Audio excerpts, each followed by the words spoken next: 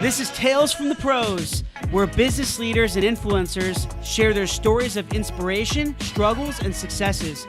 And I'm your host, Michael Giorgio.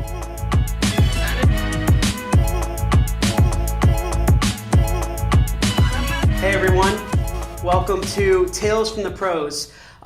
This is Michael Giorgio, Chief Marketing Officer and co-founder at Imagine Innovation here in Raleigh, North Carolina. We actually have a very, very special guest here today. His name is Justin Miller, CEO of WedPics. WedPics is actually a personalized photo sharing platform for weddings developed by Deja Me. Is that your company that's basically oversees WedPics? So welcome. Really appreciate it. Thanks for being here. Thanks for having me. Awesome. So, Justin, give me a little bit, just kind of tell everyone a little bit about yourself, about WedPics, how you guys started. Yeah, so I think it's a pretty fun and unusual story. Myself, I'm a designer by trade. I actually graduated from the College of Design at NC State University back in the early 2000s, pursued a career in graphic design at IBM out in RTP. I realize I don't really look like the corporate America type, but I found a nice home there. End of 2010, I was at a concert and at the Cat's Cradle in Chapel Hill. Okay. I'm a big guy. When I go to a show, I stand in the back. I'm watching everybody in front of me holding their phones up, taking photos and videos, and thinking this is an amazing show. Mm-hmm. I know the couple people with me, but I don't know anybody else. What if there was a way that I could see all of these photos and videos again? You have to also think pre-hashtag days, because now that problem is more or less solved. So the idea was born. The original product was called Deja Me, which happens to be the company name. Okay. And the premise was to enable people to collaboratively share and interact with each other's photos without necessarily knowing one another. You and I could be at the same show, the same event. We each take photos, upload them, and we can see each other's content. But again, no friending, following, etc. Mm-hmm. We ran that for about a year. We had some early success with it. We actually were able to take the product back to IBM, knowing that there was a big void for them with marketing events, for example. They spent tens of millions of dollars on these marketing events, and after the fact, they had no way to easily aggregate everybody's photos and videos. So we were able to take the product back to them, signed several big partnerships with them, and we thought, hey, we may be onto something. Concerting was a little harder to get into just because it's a tough nut to crack. Mm-hmm. And so we started doing the corporate thing. We realized while it was interesting, it wasn't really a feasible idea in terms of reaching scale. So we started thinking about internally, where else could we apply this concept? And we were looking at all of these different scenarios, and we stumbled upon weddings. And we said, the makeup of a wedding is actually really similar to a concert. You have a group of people, typically 100 plus people, who may or may not know one another, but they all have that common thread of the couple, much like the common thread of the band. And weddings are an event where people take a lot of candid photos and videos. So we're going to introduce a way to easily acquire all of that, easily aggregate all of that into one private album together, where people don't have to know one another. Kind of like in a centralized location? Exactly. Awesome. But all of that media goes into one private album, ultimately for the couple. And so in late 2012, we shifted our focus from concerts into weddings, and we launched WedPics in August of 2012.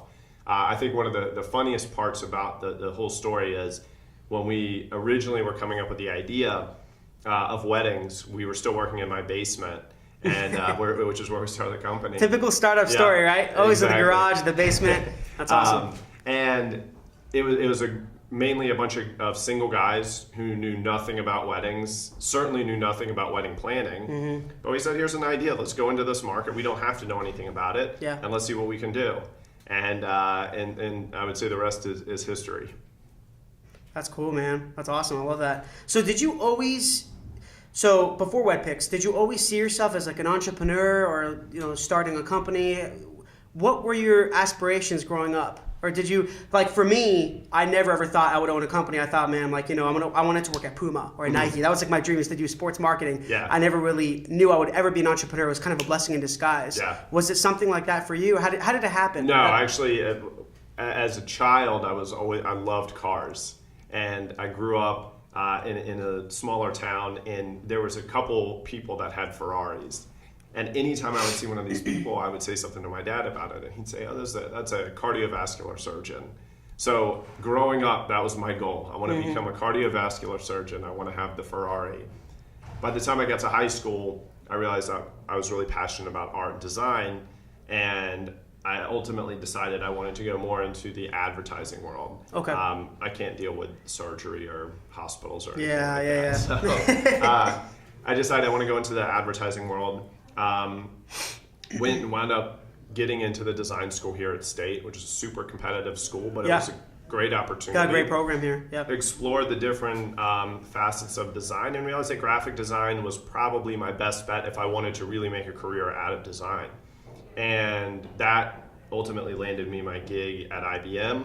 Worked in a group that was more or less like an internal ad agency. So great exposure doing stuff both externally for IBM, like I would do a lot of the design you see on IBM.com's homepage, but also internally. So a lot of the internal campaigns and events, networking with external agencies and whatnot. Really great experience. And there came a point where I said I want to do more. And for probably 2 years leading up to when I ultimately elected to leave and start my own company, I was thinking about different kinds of ideas for a startup, even though I didn't really know what a startup was then. Not necessarily app-based either. Thinking about maybe website or things on the web, or even looking at physical products and ideas there. But when I came up with the concept, which originally was Deja Me with the concerts, that was an idea that I started talking to people about, and every person I spoke to about it said this is something that could really work, because it felt to them like I had created a solution for a problem that they had experienced. Yep. The issue was at scale, it's not really that much of a problem. At the end of the day, most people don't leave a show and think, man, I just missed out on seeing everybody else's photos or videos. Also thinking, 2010, 2011, camera phones weren't that good. Cameras in general weren't what they are today. So a lot of the content that you would see is this sort of half blurry, stuff that you say, this is garbage. Whereas I think the differentiator when we got into WedPics was that we really were solving a problem that existed. The solution was more or less the same, but with WedPics, we showed the problem that we could latch onto was the fact that people were still buying disposable cameras and putting them on the table at the reception. So the thing that clicked with people instantly, and this ultimately became our one-line pitch, was ditch the disposable cameras, use WedPics. And everybody instantly got that concept. There was no explaining, whereas with the concert, it's you go to a concert, you're watching people take photos and videos. Where does all that go? Here's a way to put it all together. It's multi-step. Yeah. So, that was really the transition. But going back to what my passion was with design, I think that ultimately helped shape the company, shape the product. And even though we knew nothing about the industry that we were entering into, we knew how to build a beautifully designed product and something that was very functional in terms of how people would use it. And that helped us accelerate early on, thinking about what does it take to get somebody to adopt your platform? What does it take to keep them engaged with it, or retention? What does that user retention look like? All of that ultimately can be attributed to design. Cool. So I know you mentioned before that you guys are solving a problem, and I'll tell you, and the reason I was kind of nodding is I 100% agree with you. Like, if you listen to a lot of these top CEOs, these business leaders, entrepreneurs, like Mark Cuban or Gary Vaynerchuk, right? They say that the startups that actually work are the ones that are successful, the ones that actually have a problem to solve. They don't just do it to make money. They don't do it to get fame or to get their name out there, whatever it may be. They're actually trying to provide value to people. They see there's a gray area in the market, and then they fill it in. Seems like that's what you guys did. Yeah, that's pretty awesome. And did you know, like, at that time, how many years ago did you start? You said, when did you start WedPics again? WedPics launched in 2012. Okay. So 5 years ago. So 5 years, you had this idea. Were there any competitors, or were you guys 100% unique? So no, we were actually not first to market. And I think this is something that I oftentimes speak to younger entrepreneurs about. I think people oftentimes have this misconception that you have to be first to market, otherwise it's no good. But in reality, don't be first to market. You never want to be first to the party. Let other companies or other platforms validate the space and then jump in and do it better. And that's exactly what we did. So at the time of launching WedPics, I would say we were one of maybe 6 to 10 wedding photo sharing companies. And some of them already had decent traction. And what we did differently, and I think this was, again, going back to the way that we designed it, the overall UI and UX of the platform, we created something that was super simple and something that felt like a hybrid between Pinterest, Facebook, and Instagram. Okay. So we simplified all of those, the working function of all of those, and we applied it to this platform. And what we saw happen when we look at the demographic that we were targeting, really broad demographics. So you have teenagers up to grandparents possibly touching this either on the phone or on the website. We had to create something that felt like something that they were used to using. So that was, on our part, very strategic from a design perspective, because this enabled people to launch WedPics for the first time, and it felt like something that they were used to using.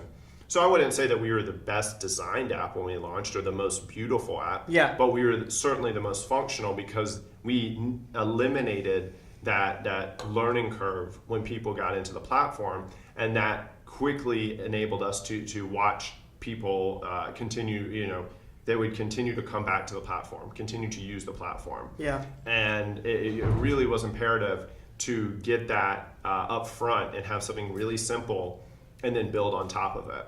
Also, I would say an interesting story is the transition from the Deja Me app into WedPics.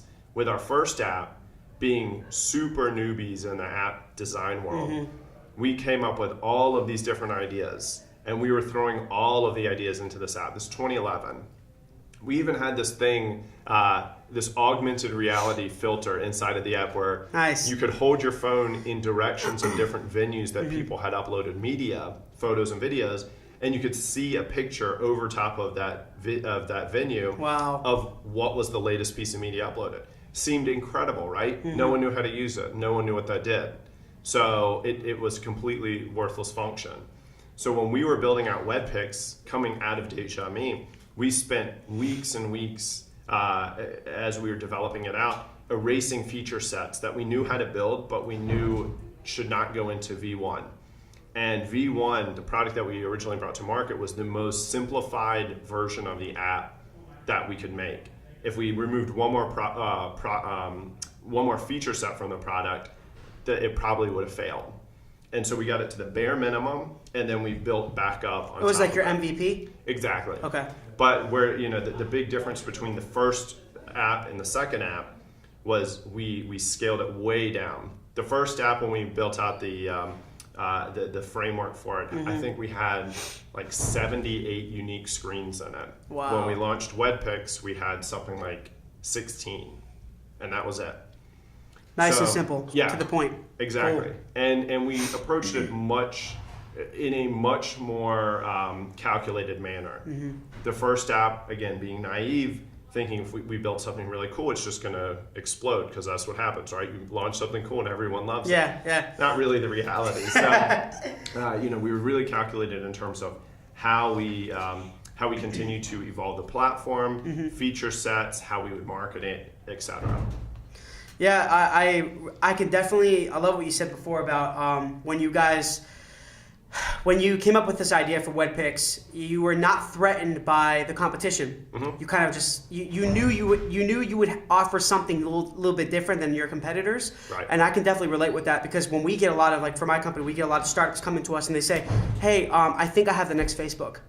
I have the next Twitter. I have the next Uber. Right. Everyone has the Uber of something, right? Of course. So, for me, I always tell people this is like, for aspiring startups, entrepreneurs, I always say, guys, you don't need to be the next Facebook or the next Beyonce or the next Kobe Bryant or the next, you know what I mean? I think having something, even if you have a pizza shop, I always tell people this, even if you have a pizza shop and you have a unique process of how you treat customers or something that makes you a little bit different, you're still entrepreneurial. Right. You know what I mean? Like, so I like when you said that. And also, the fact that, when you have competition, for me, at least in my experience, I see that as there's a demand in the market.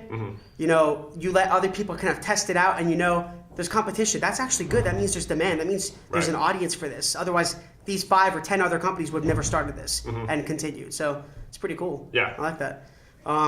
So did you, when you were younger, and I'm sure you had previous jobs. I know you mentioned that you never really thought yourself as kind of a future entrepreneur. Is that so? When you were growing up, did you ever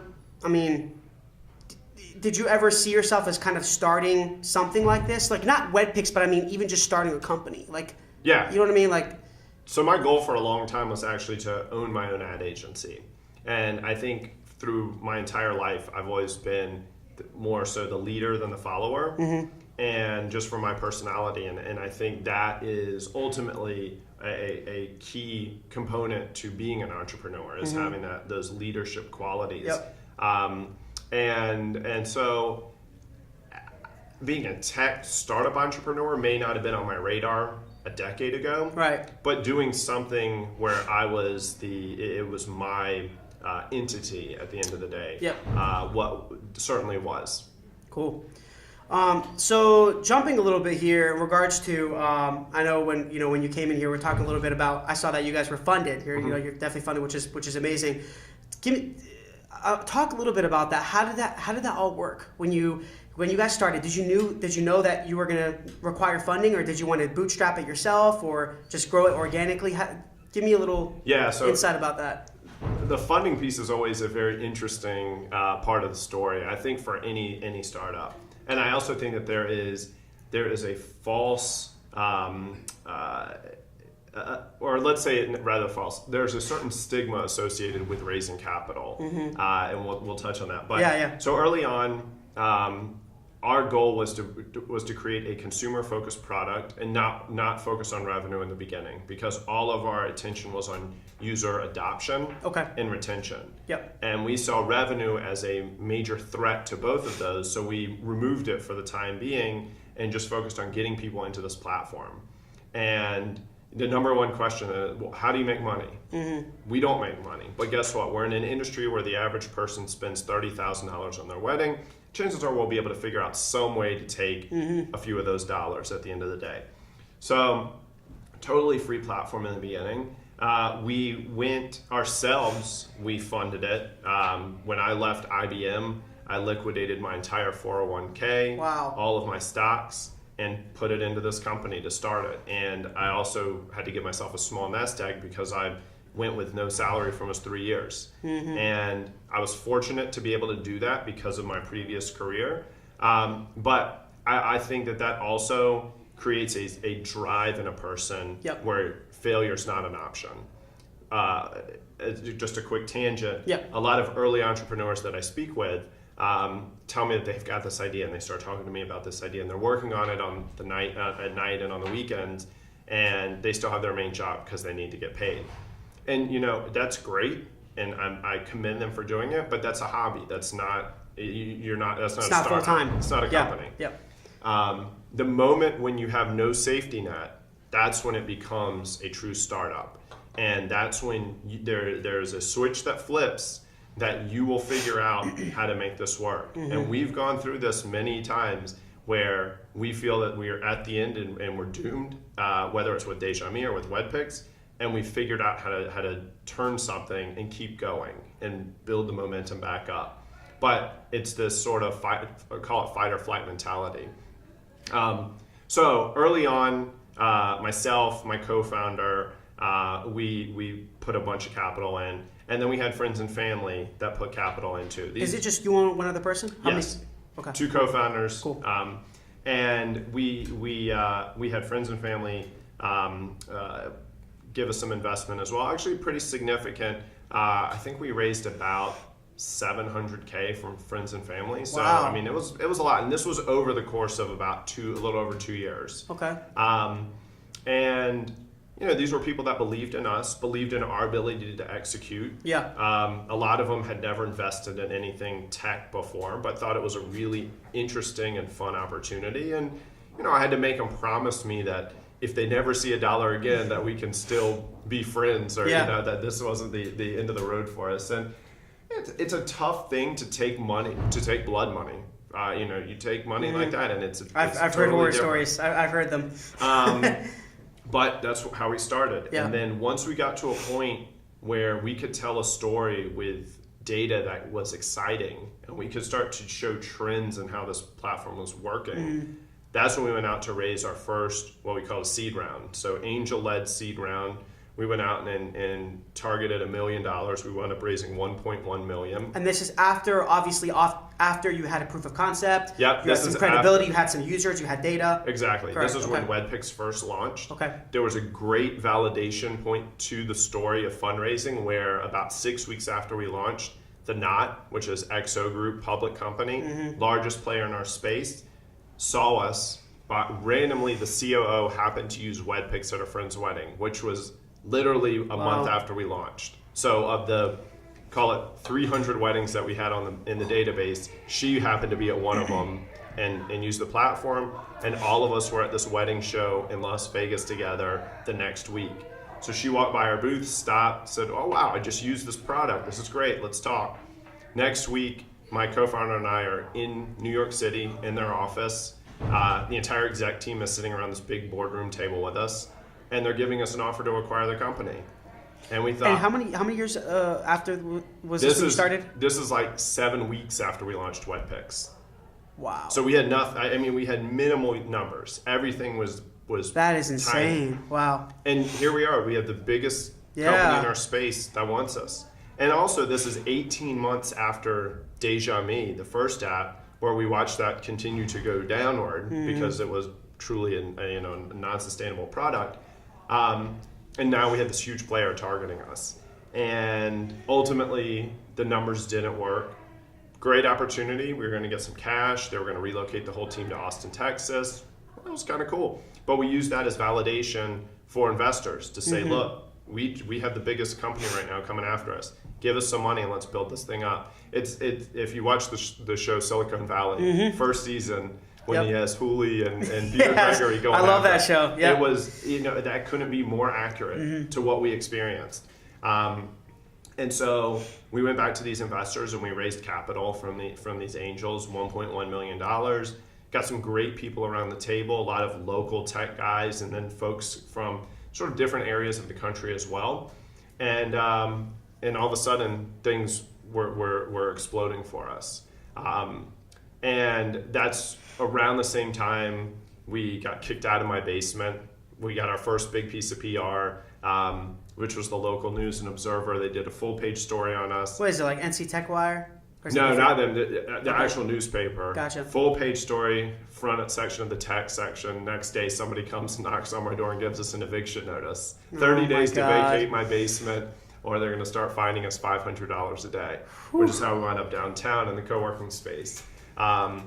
But so now we raised funding. We got our first real office. Things were starting to progress, even though it wasn't like the most natural sequence of events. But when you raise capital, suddenly the stakes change for you.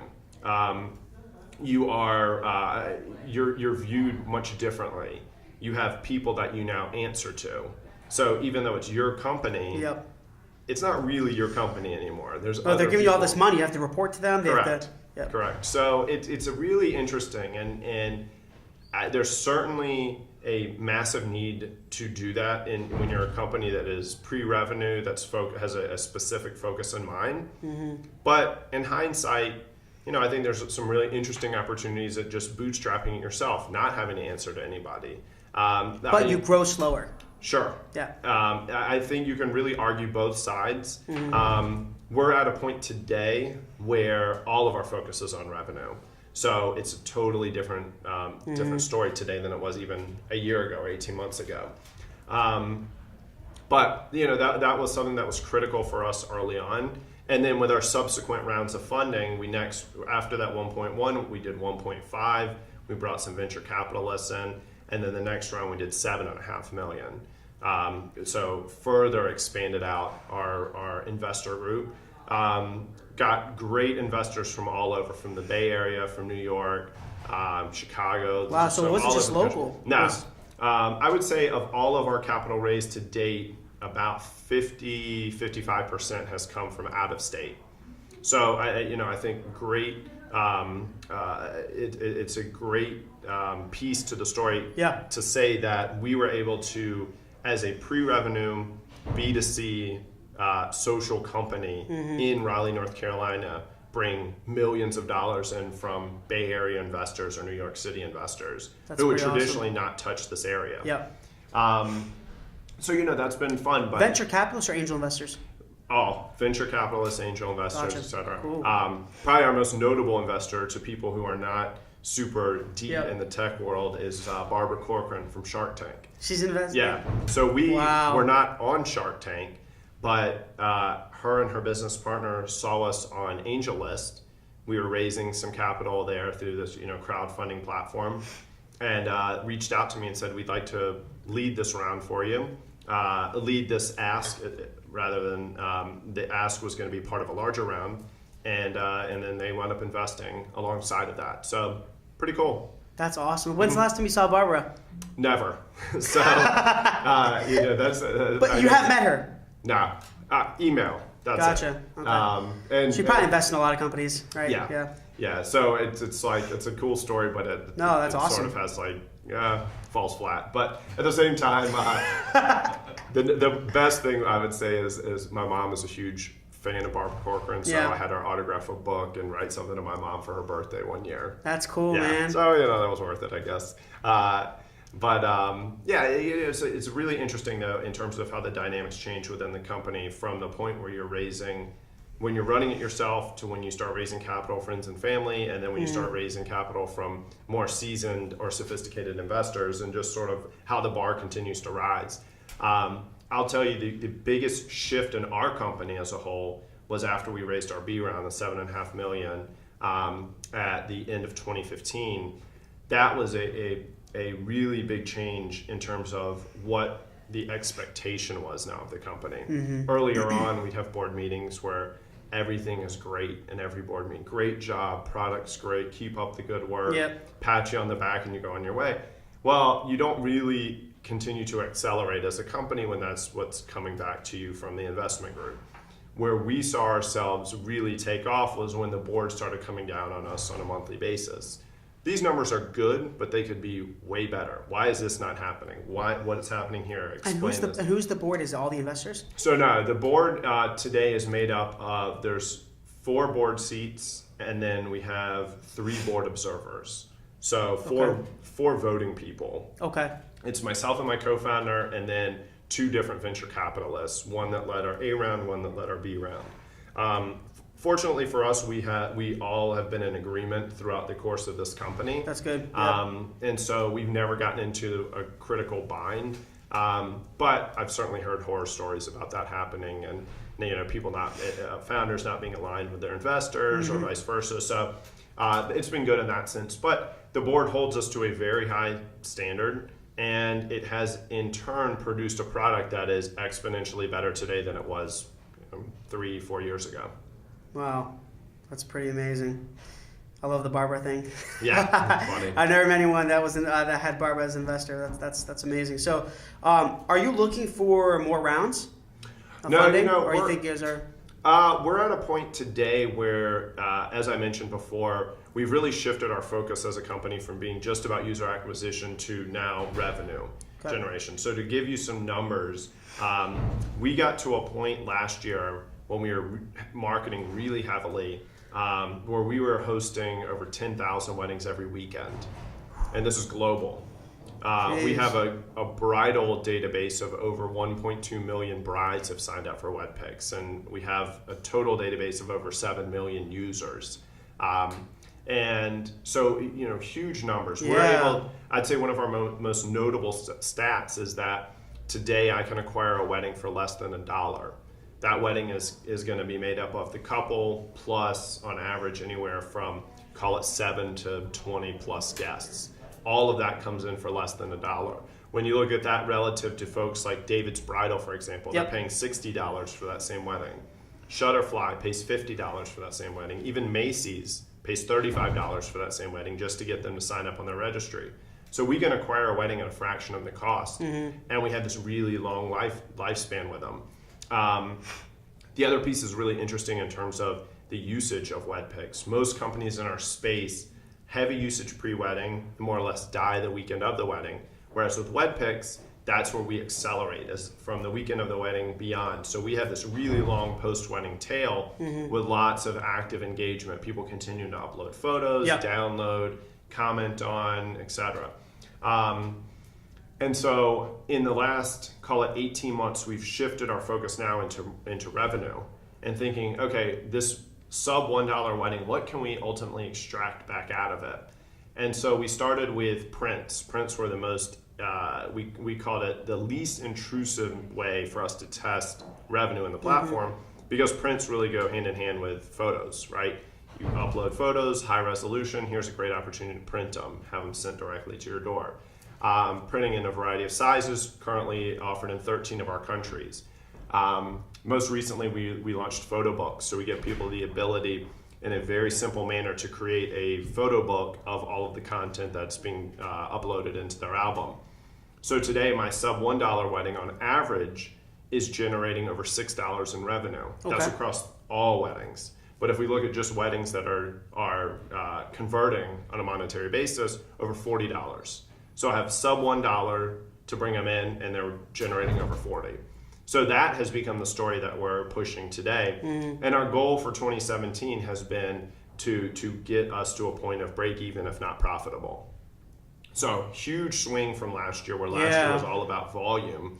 This year is still significant volume. We're still hosting over 5,000 weddings every weekend, spending minimal dollars this year, but showing that we have a product that we can continue to grow from a revenue standpoint through these, I would call them lightweight offerings right now. We also have digital upgrades, so people can use WedPics totally free, or we can give them a one-time purchase that makes the app that much better.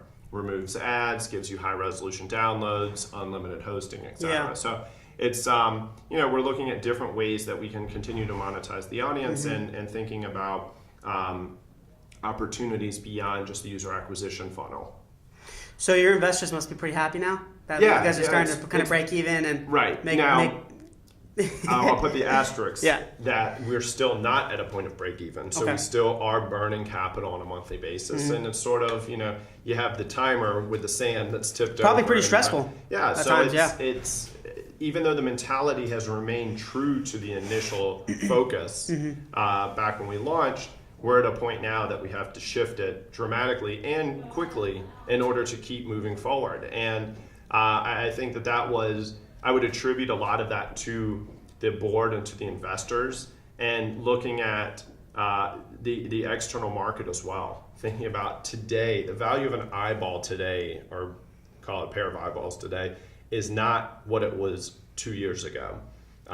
It's been diminished because you have so many companies that focus just on user acquisition or just user base. So me telling you that I have a product that has 7 million users today is not worth a fraction of what that was worth 2 years ago.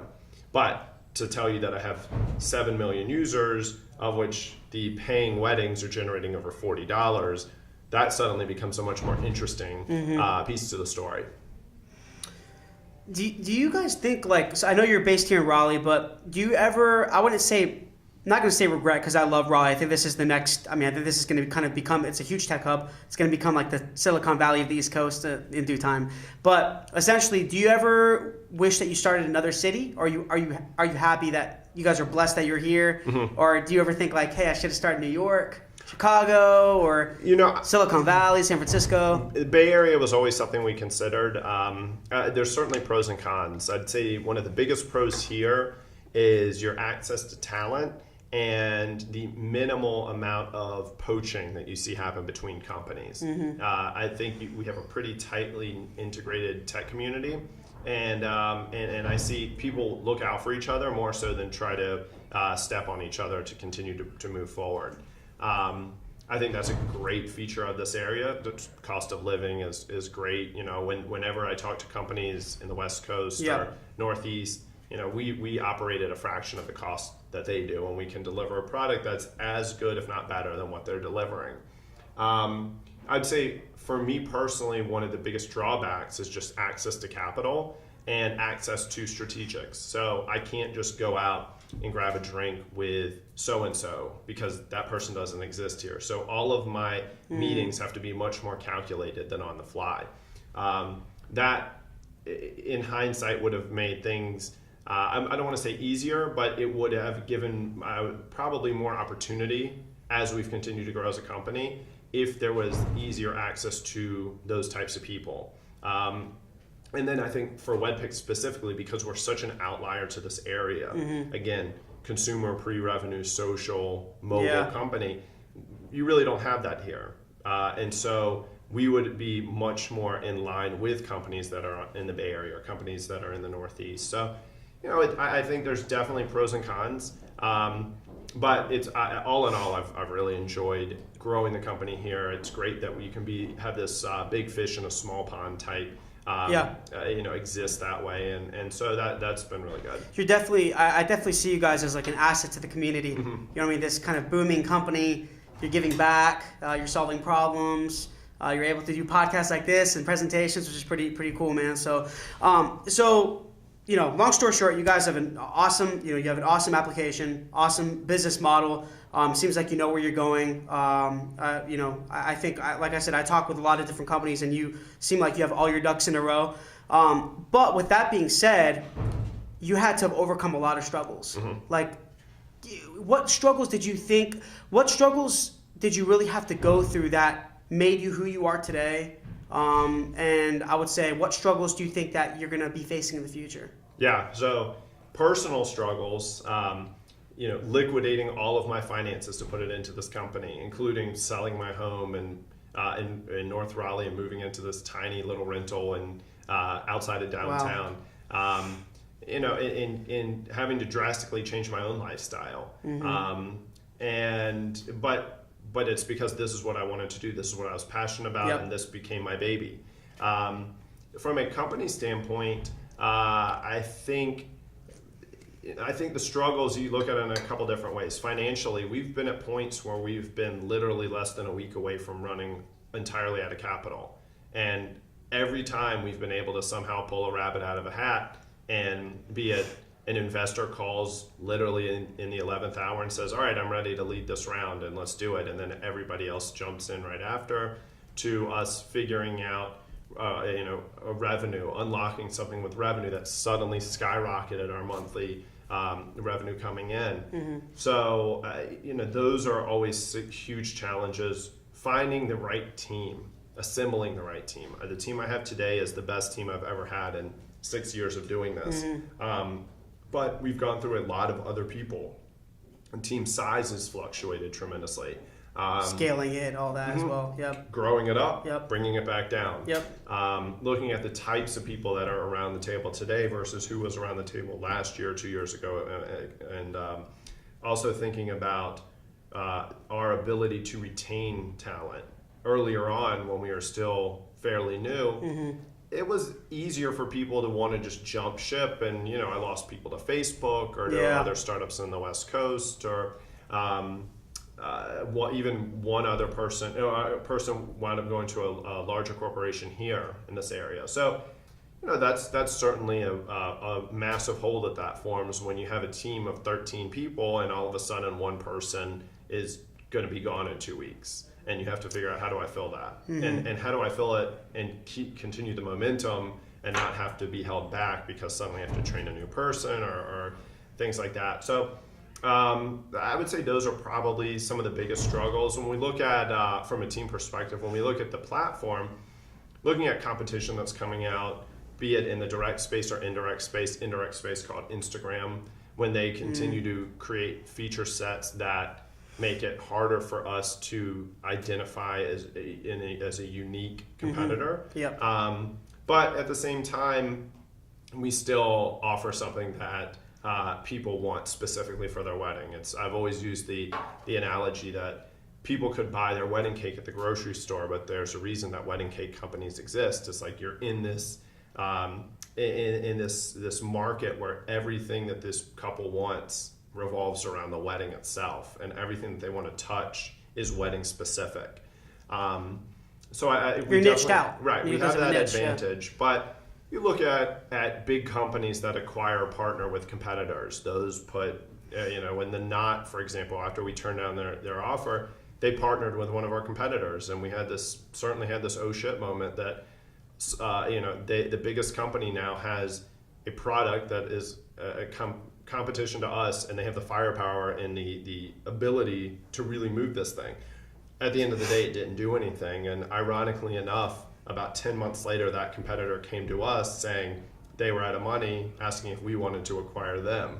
So, you have some funny things like that happen, but I think the challenge is always going to be, continuing to move forward, continuing to stay true to your vision and be focused. You're going to hear, especially as you raise more capital, as your company grows, you have lots of people telling you what you should be doing or their thoughts on things. You have to be able to regulate that information and continue to stay true to the course that you've set out. There's lots of times where you can think, oh, what if we did this instead? Or what if we went this way? I think you're going to see challenges, and we face challenges on multiple fronts. And I think at the end of the day, a proof that you are not only a strong leader, but that you have a really strong team working with you, is in your ability to continue to execute down that same path.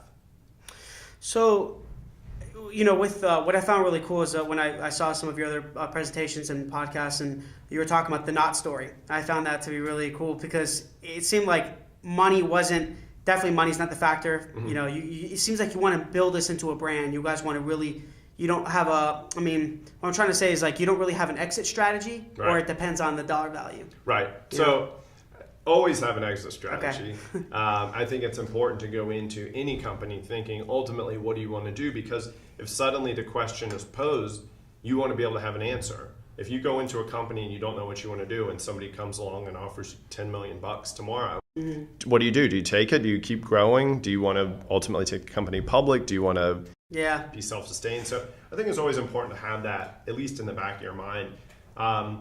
With the Knot deal, one of the main reasons it wasn't enticing enough for us to pursue it, being what we just went through or looking at what we just went through. And also thinking, for me personally, I had just come out of corporate America.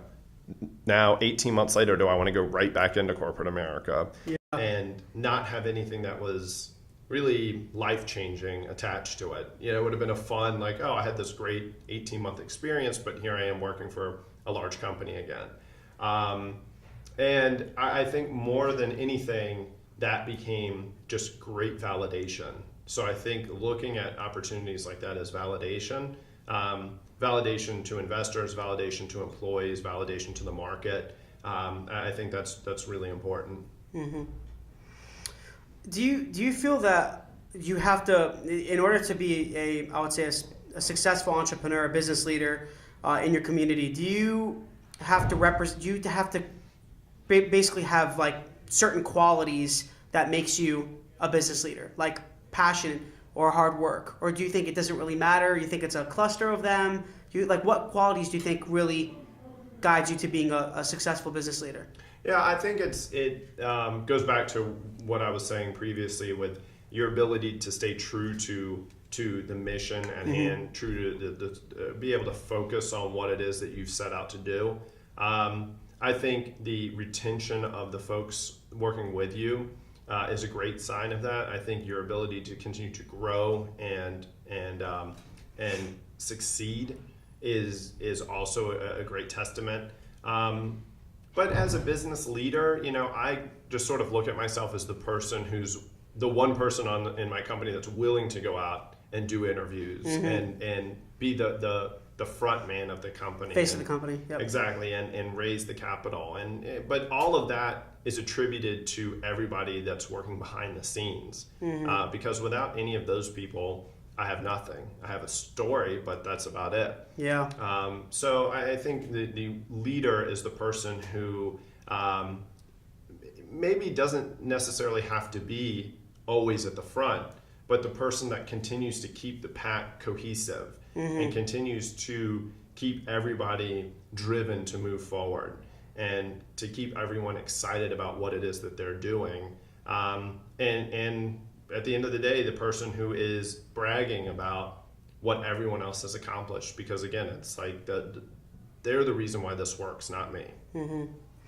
And where do you feel like, so if for me at least, I see that there's a lot of, there's so many startups that are, everyone has, a lot of people have startups nowadays, that you're smiling, right? So everyone has a company, everyone has a startup now, which is amazing. I see that as, that's very inspiring. I think that's good for the country. But do you feel like where do you feel the market is headed in regards to building a business, starting a company right now? Mm-hmm. Where do you think it's headed? Do you think it's harder to start a business right now, or do you think it's easier? I think it would be easier just because there's so many more tools you can use, and there's a lot more opportunity, but is it harder because is it saturated? I would say that it's definitely easier to start a business, way harder to grow a business.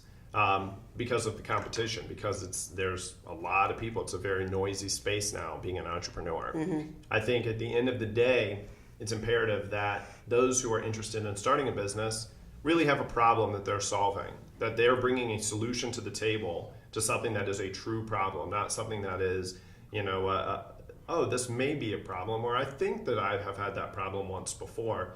Because otherwise you're just going to waste a lot of your time and most likely money doing that. Mm-hmm. So I think it's important, more so today than it was even call it 5 years ago, to really refine what it is that you're solving. Yep.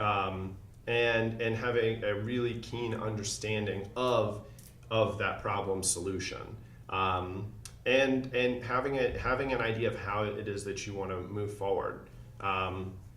What does it mean to bootstrap and get to a certain milestone and then go after capital, mm-hmm. or have capital up front? I think far too often early stage entrepreneurs will think I have to have X number of hundreds of thousands of dollars in order to get this to the next level. Right. It's like, what if you don't?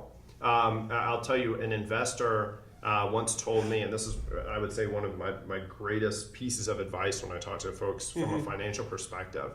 Anytime you build out a model for your startup, doesn't matter what stage you're at, you build it out in these 3 sectors: bone, muscle, fat. And so when you're thinking about how much capital do I need to move forward, what is this company going to take for me to get from point A to point B, you do it under each of those models. Bone is the absolute bare minimum. Okay. You take any more pieces out of it, it falls flat. Muscle is going to be your bone plus some. Fat's going to be if everything is exactly as I want. I'm operating in a very frothy manner.